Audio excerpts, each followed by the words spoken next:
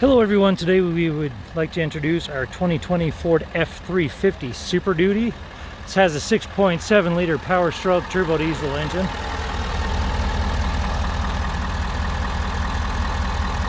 That is running good, so I'm going to go ahead and close this up and take you for a tour. This vehicle has the Platinum package, and if any of these LEDs appear to flicker, it doesn't do that to the human eye. That's the refresh rate of the camera that's bringing you that disco party.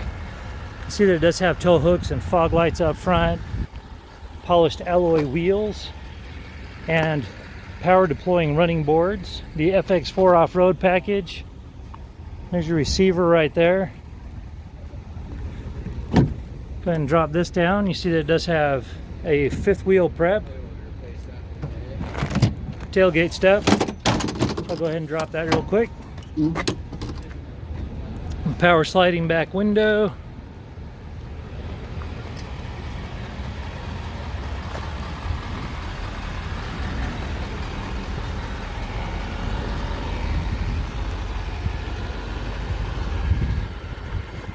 This will have adaptive cruise and 360-degree cameras.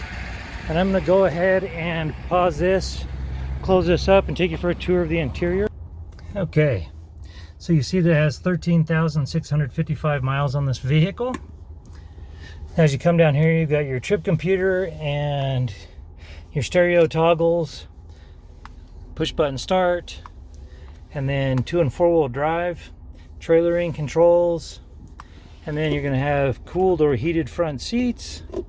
And here's your wireless phone charging station along with charging ports, key fob, and you do have remote start. That's super nice. 4 cup holders and an additional 12-volt power outlet down there. And then you have a 110-volt outlet right here and another 12-volt power outlet. Navigation. We bounce on home. And you can go to your climate controls,